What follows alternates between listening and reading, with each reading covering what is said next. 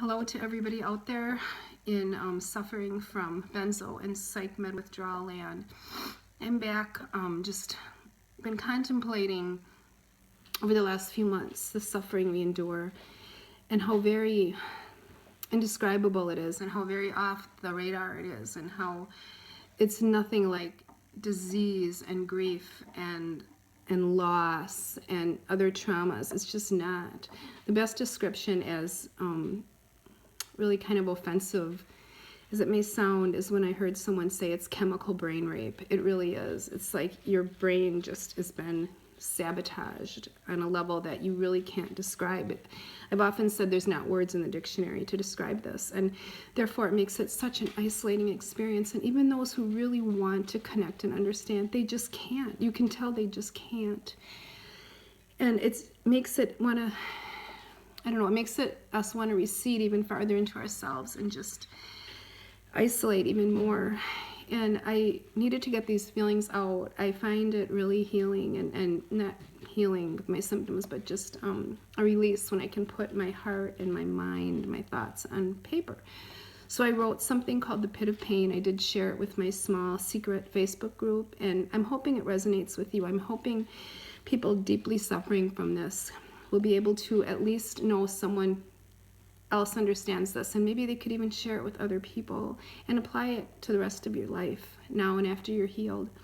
So it's very personal, it's very deep, it's just very, very honest, and I'm going to actually read it. I know that's not the best way always to get your thoughts across, but I'm going to read it to you. I hope you guys like it. It's a bit lengthy, so I apologize for that. I know sometimes our attention spans aren't real long, but here we go. Okay, I labeled it The Pit of Pain. A close friend, deeply committed to seeing me through the lengthy, ugly, soul-sucking process of healing from psychiatric medications, recently asked me this question: what can I do for you when nothing helps?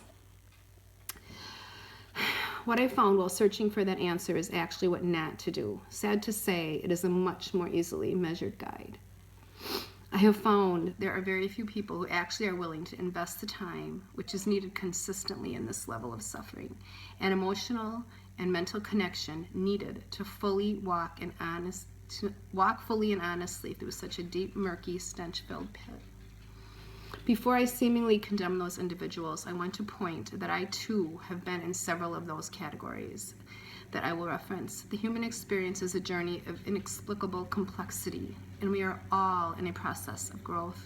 The following is simply observations without judgment based on my experiences. I've decided to divide the people I've experienced throughout my journey into three categories. The first group is easy to define.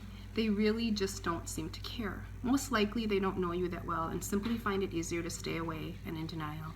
These folks can include strangers at the register who you wouldn't expect anything from anyway, but who also can surprise you with genuine concern at times. To coworkers, to casual friends. And in my case, sadly enough, even closely related relatives. They just seem to have no reason to invest in your pain at any level.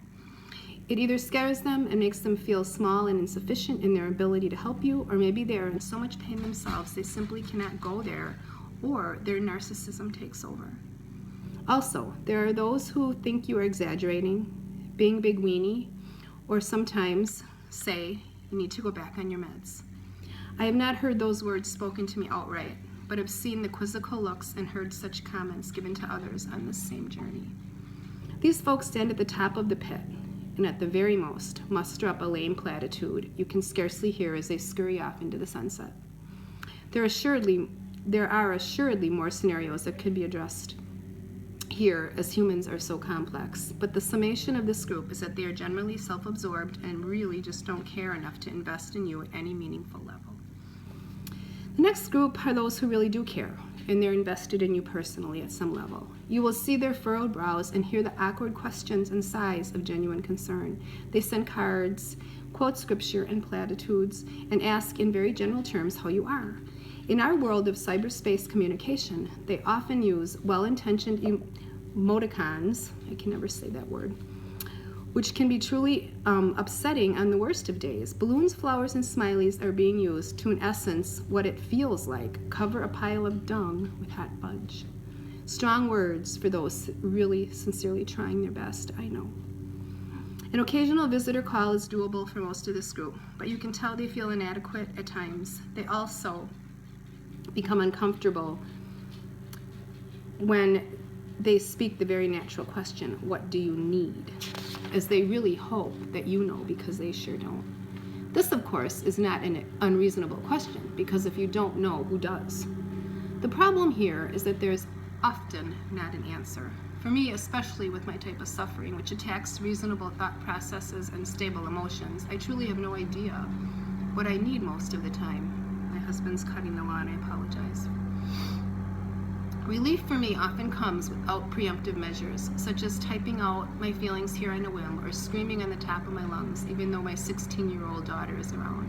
She has rubbed my back through such episodes, even though it feels so relationally awkward. There can be healing in the uncomfortable places. There's also the release felt while refusing to hold in the tears which so desperately need to flow regardless of who I'm with. I'm quite certain this must be the same for those in deep grief and shock. This question of how to help can become the epitome of frustration for the sufferer, as you now are tempted to seek an answer which is comfortable for the one asking. I have wanted to say so many times to people, just get your booty over here with my favorite coffee/food and let me scream and cry and even curse while I sit in my dirty robe and slobber on your shoulder. Truly, how many people can you say this to? I've never said it once, though I have thought it 100 times. Thankfully, it just occurred naturally on several occasions.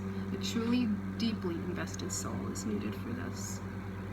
This question also can open an even larger dose of disillusionment and frustration when you clearly state your need and it is more than what the person asking is willing to give. I say willing because, dang it, what the deepest pain needs is unbridled human connection. Everyone should be able to give this in some way, yet many simply won't. This one hurts the most, so erring on the side of caution in your expectations is paramount. Recessing deeper into yourself for comfort and strength seems to be the only resource at times. In the second group, there's also the look of pity that can send you reeling when the onlooker is not willing to metaphorically jump all the way into the pit with you and wallow there for just a bit. You wouldn't need them to stay long, their willingness would be enough. On the other hand, there's also the look of pity that can be beautiful when you have a companion in the depths and you are both covered in slime and tears holding hands. But that's one step too close for many. They come only so far. For the most part, these individuals are the most frustrating. As you can see, they really care, but just don't take that final extra move towards you in your pain. They've crawled down the ladder and can smell the stench and see the muck, and that's as far as they will go. You look up at them with a pleading gaze, which is obviously not enough. They look away, and their silence and inaction make you want to grab them, pull them as deeply into your pain as possible, and scream, "If you really love me, you would have put on your rubber pants and crawled all the way down here without hesitation." But, and here is an honest yet ugly truth, when you try that maneuver, it scares them away even more. They just truly can't wallow at that level. Not everyone who loves you, in fact, most, it seems, have the ability to meet you in the deepest place. Personally speaking, I've had to forgive over and over and over for the sake of my own sanity, as these people are the closest to me and should know me intimately enough to somehow get it, but they just don't. Then, there is the rare few who inhabit the third group. There's not as much to say here because they do what the others previously mentioned don't. I've been blessed to sit with some of these unique jewels. They say such things as, "Tell me everything you're feeling," and actually look in my eyes and listen and believe me as I blubber. They let me drool on their shoulder and don't correct me when I curse and don't have one single bit of practical advice much of the time. They just give me their entire being. They tell me I'm beautiful and strong and that they see my giftings under all the mire and they call them out. They take the time to read about my suffering in articles and such and delve deeply into the hows and whys of it. They let me stumble over my words and say inappropriate things and even express the anger I feel towards them for being so normal while I suffer so deeply. They remind me of how much fun we used to have and will again. They create scenarios and make them vivid in my mind, bringing life to my barren desert. They even trust me enough with their own pain that they share it openly and honestly, knowing I still have a huge heart that can care and listen, and that healing can come from giving. They don't make me feel pitied and less and victimized. They make me feel powerful. They tell me God saves the richest of trials for the ones He wants to bless the most. They don't tell me to do something different, act a different way, try harder, or smile. They don't say, I'll be there for you. They're there with me. They see beauty in my mess. They are my eyes and ears when I cannot see past my failures and brokenness and inability to find any glory in such suffering. They make me laugh and remind me that this is a process with no easy exit, and they will never, ever give up on me, ever, ever. Believe me, you can't hear this enough when you feel like you are draining the very life out of everyone around you year after year. Tears are streaming down my face as I think of how blessed I am to have such people in my life. As I sum this up and think of those in my life and how they will seem to fit in one of these categories, how all of them seem to fit, there is yet one more I need to add. This is the person who simply cannot stand that you are going through such a horrific process because you have nothing to give them now. Aspects of this may be true to some degree for those in the other groups as well, but it can also be an anomaly.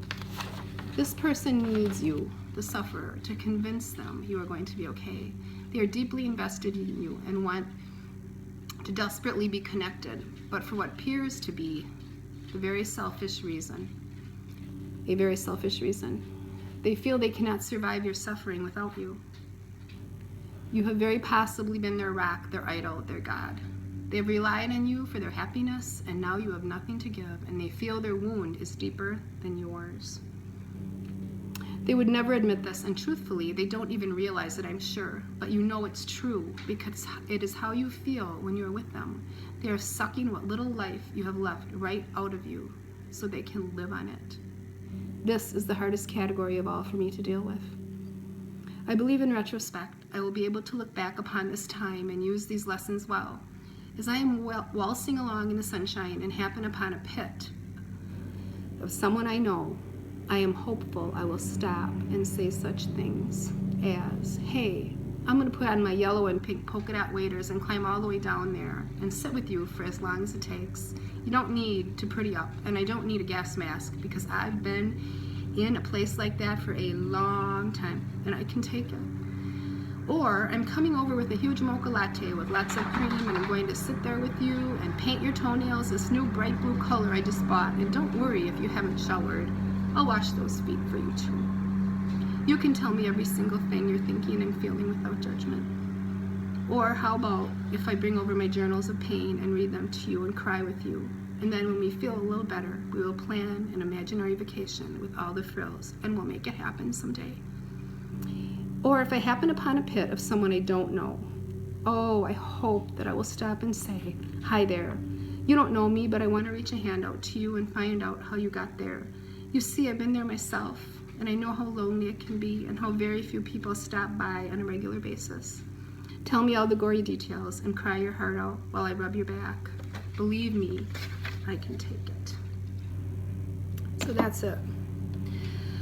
I hope it resonates with you guys. I hope it blesses you. I know it was a long time to listen, but you're not alone.